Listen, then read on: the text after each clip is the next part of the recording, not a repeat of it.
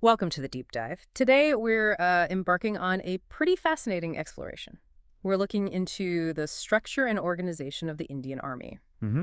We're using the detailed info you shared as our guide here. Right. Our mission really is to navigate this huge institution, pull out the most compelling bits, and give you a really clear picture of its inner workings. Yeah, there's a lot to unpack. There really is. We've got material covering, the top-level command in New Delhi right down to the individual fighting units, ranks, armed services, the whole lot. And what strikes you first, I think, is just the scale. Exactly. The sheer scale and all the levels of command involved, it's intricate.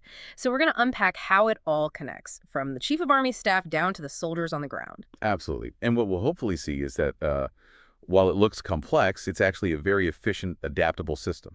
It has to be. Built on clear command, specialization. And coordination, yeah. Essential for managing a force this size and, everything it has to do. Okay, let's start right at the very top then. Army headquarters. That's in New Delhi. Correct. And at the helm, you've got the Chief of Army Staff, the COAS, a four-star general. That's the top spot. And supporting the COAS, you have a Vice Chief of Army Staff and a group called the Principal Staff Officers, or PSOs. PSOs. Okay, what do they do? Well, they're basically the heads of the major functional areas within Army HQ. Think personnel, that's the Adjutant General. Logistics, the Quartermaster General. Operations, intelligence. They each head up a key branch. And they report directly to the COAS. Directly to the COAS, yes. They're the senior leaders, making sure their specific pillar of the Army functions correctly and in sync with everyone else at HQ. Got it. Key functional heads reporting to the top general. Makes sense. Precisely. So from this central nerve center in New Delhi, the command structure flows downwards, operationally. Right. The country, for military purposes, is divided up into 7 commands. We've got the Northern Command, based in Udhampur, Western Command in Chanimandir, Eastern Command, Kolkata, Southern Command is in Pune. Then there's Central Command in Lucknow, and the Southwestern Command in Jaipur. That's 6 operational commands covering different regions. Exactly. And then the 7th is the Army Training Command, R3C. That one's based in Shimla. R3C, Army Training Command. And you mentioned it's a bit different. Yeah, its focus isn't a specific geographical area like the others. R3's job is all about doctrine, training standards, basically making sure the whole Army trains effectively and consistently. Right. And looking at the locations of the other 6 commands, Udhampur, Chanimandir, Kolkata, they seem to map pretty closely onto India's key border areas, don't they? Potential hotspots. That's deliberate, yes. The geographical division allows for, focused resource allocation and quicker responses to regional issues. The heavy presence in Northern Command, for instance, directly reflects the situation on those borders. Makes sense. And who leads these commands? Each one is headed by a general officer commanding in chief, the GOC&C. GOC&C. Got it. And that officer holds the rank of lieutenant general.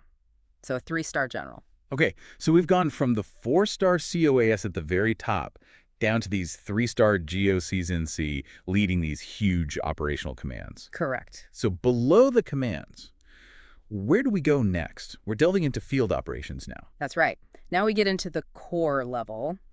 Each operational command, so all of them except R3C, will have corps under its command. Corps, like I-Corps, 2-Corps, those kinds of names. Exactly those, yes. The Indian Army fields a total of 14 corps. 14? Wow. And they're broadly categorized by their main role. You have Strike Corps. For offense. Primarily, yes. Designed for offensive operations, punching deep. Then you have Holding Corps, whose main job is defensive. Holding the line. Basically, yeah. And finally, Mountain Corps, which are specifically equipped and trained for, fighting in the mountains, high-altitude warfare. That specialization makes sense, especially the Mountain Corps, given India's geography. And the Strike Corps suggests a capability beyond just defense, right? A proactive element. Yeah, definitely. It allows for offensive options, not just reacting. Now, each corps is commanded by a lieutenant general, same rank as the GOC&C at the command, but this one is designated GOC Corps. So you can have multiple lieutenant generals within one command structure, one leading the command itself and others leading the corps under it. That's exactly right. Each focused on their specific strategic role strike, holding, or mountain warfare. Okay, corps level. Underneath the corps, we hit the division, right? You referred to it as a combat group in the notes. Yes, the division. What kind of size are we talking about here? How many people? Well, a corps usually has about 2 or 3 divisions under it. And a division itself, its troop strength is roughly 15,000 to 20,000 personnel. 15 to 20,000 in one division. That's like a small town. It is. It really puts the scale and the logistics into perspective, doesn't it? Absolutely. And are divisions specialized like the Corps? They are, yes. Similar principle. You'll find infantry divisions, armored divisions packed with tanks and mechanized units. Mountain divisions, again, specialized for high altitude. And artillery divisions, focused on providing that heavy fire support. All these different types. Infantry, armored, mountain. It seems very efficient to specialize. But does it create integration challenges, making them all work together smoothly on a battlefield? That's a key aspect of training, absolutely. Yeah. Joint exercises, integrated planning, it's crucial.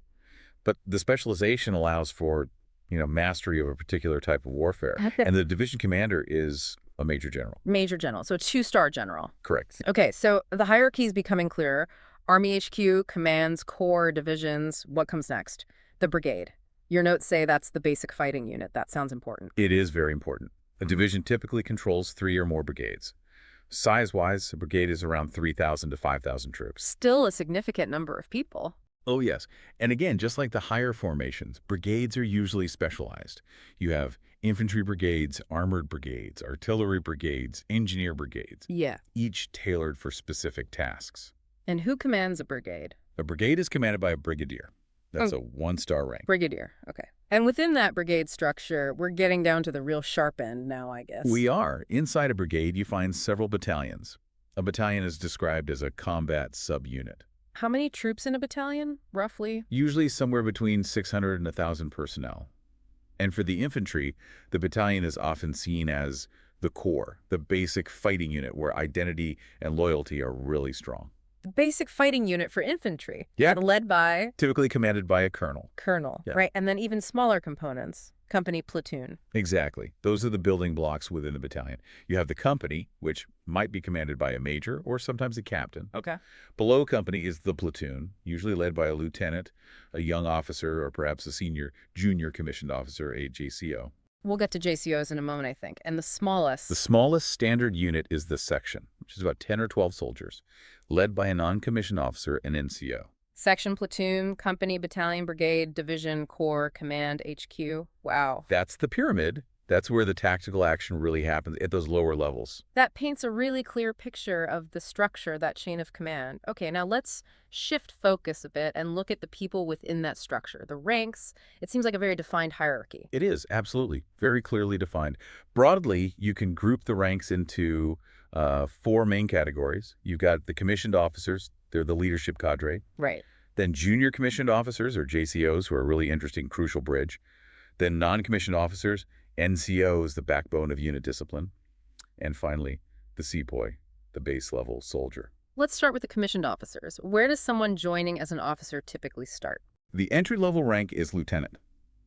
This is usually the rank someone gets after graduating from the main officer training academies, like the Indian Military Academy, IMA, or the Officers Training Academy, OTA.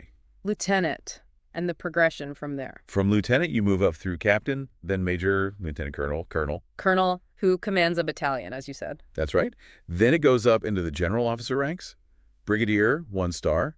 Major general, 2-star. Lieutenant general, 3-star. And finally, the highest active rank, general, 4-star, which is held by the Chief of Army Staff. And I saw a note about an honorary rank, too. Field Marshal. Ah, yes, Field Marshal. That's a 5-star rank, but it's honorary. It's not part of the standard progression. Honorary how? It's awarded for life, usually in recognition of exceptional service during wartime or extraordinary contributions. It's only been awarded twice in the Indian Army's history. Only twice? Who were they? To Field Marshal Sam Manekshaw and Field Marshal K.M. Cariappa. Very distinguished figures. Wow. Okay. Now, you mentioned junior commissioned officers, JCOs. You called them a crucial bridge. How do they fit between the commissioned officers and the other ranks? They're unique. JCOs are experienced soldiers who rise through the enlisted ranks, demonstrate leadership potential, get further training, and are then commissioned in this specific cadre. They aren't direct entry like most commissioned officers. So they come up through the ranks. Exactly. They bring years, often decades, of ground-level experience. They act as a vital link between the officers who might be younger and the NCOs and sepoys. They command platoons, hold key administrative posts within units. They're incredibly important for the day-to-day running and morale.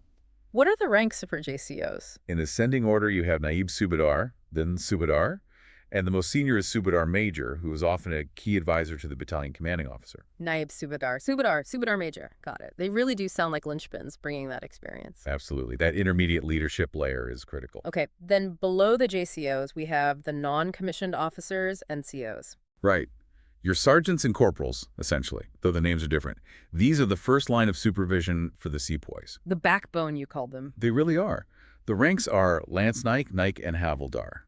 They're responsible for small teams, sections, ensuring discipline, training, welfare. They're the immediate leaders and mentors for the soldiers. Lance Naik, Havildar. Okay. And finally, at the very base of this whole pyramid, We have the sepoy. That's the standard designation for the private soldier in most arms, the fundamental building block of the entire army. sepoy, right. So it's a very clear, layered system of ranks, each with specific roles and responsibilities. Extremely well defined. Okay, understanding the command structure and the ranks gives us the who of the army. Now let's look at what the different jobs, the specialized branches. You mentioned arms and services. Yes. The Army isn't just one homogeneous block. It's divided into different branches based on function. The two main categories are the arms and the services. Arms and services, what's the difference? Basically, the arms are the combat and combat support elements, the ones who do the direct fighting or directly support the fighting. The services are all the logistical and administrative elements that support the arms and keep the whole army running. Okay, let's start with the arms then. The fighting branches. What falls under this? Well, first and foremost, you have the infantry. The foot soldiers, often called the queen of battle, the backbone. Infantry. Then the armored corps. These are the tank units, the mechanized forces, crucial for mobile warfare, offensive power. Tanks and armored vehicles. Exactly. Then you have the artillery. They provide the big guns, the rockets, the indirect fire support that's so vital on the modern battlefield. Fire support from a distance. Precisely. Next are the engineers, often called sappers. Their job is combat engineering, building bridges under fire, clearing minefields, creating obstacles, demolitions, enabling movement for friendly forces, and hindering the enemy. Very technical, very dangerous work. Indeed. Then there's the Army Air Defense. Their job is to protect the ground troops and important locations from enemy aircraft and missiles. Protecting the skies above the battlefield. Yes. And finally, within the main arms, you have the Corps of Signals. Communications, radios, IT networks, cyber, electronic warfare. Absolutely critical for command and control, connecting all the other pieces. Signals must have an incredibly complex job, especially managing comms across all those commands and units we talk about. It's fundamental. Without reliable communications, the whole structure falls apart very quickly.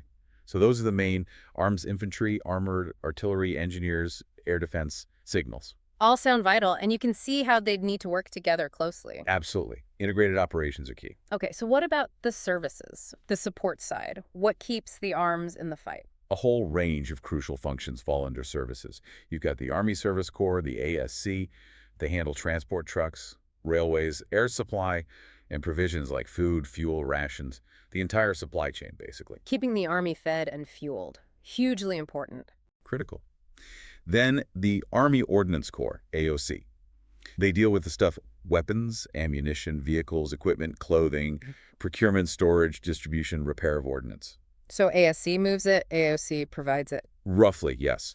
Though there's overlap. Then there's the Corps of Electronics and Mechanical Engineers, the EME. EME. What do they do? Repair and maintenance. They fix the tanks, the guns, the vehicles, the complex electronic equipment, keeping everything operational. The mechanics and technicians of the army? Essentially, yes. Yeah. Very skilled personnel.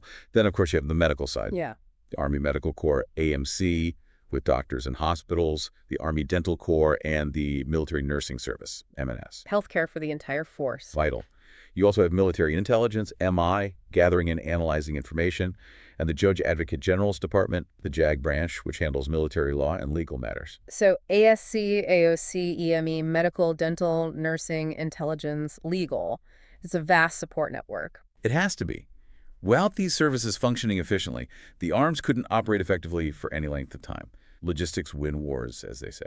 Right. So stepping back and looking at this whole picture, the layers of command, the ranks, the specialized arms and services, what are the main takeaways? What's the big idea behind organizing it this way? Well, I think the key takeaway is that the Indian Army is, by necessity, this incredibly structured, multi-layered organization. It's designed for effective command and control across a really vast and diverse force. It has to be structured to manage the scale. Exactly. And the different arms and services aren't just separate boxes. They're designed to be interlocking parts of a cohesive whole. Each brings its expertise, but they have to work together towards the common goal. Synergy is the aim. And the rank structure? The rank structure is the framework for discipline, for order, for clear lines of authority. In an organization where decisions can have life or death consequences, that clarity is non-negotiable. It ensures instructions are followed and responsibility is clear. So hierarchy, specialization, and coordination seem to be the core principles. I think that sums it up well. And actually, you see those same principles in many large, successful organizations, not just military ones. Mm-hmm. Clear structure, defined roles, ensuring everyone pulls in the same direction. It's really fascinating how all these different elements, these cogs, fit together to make the whole machine work. Okay, so as you can see, the Indian Army is, well, it's a complex and meticulously put together entity. Hopefully understanding its structure, the ranks, the roles of the arms and services gives you a clearer glimpse into how a major military force like this operates. Definitely provides a framework.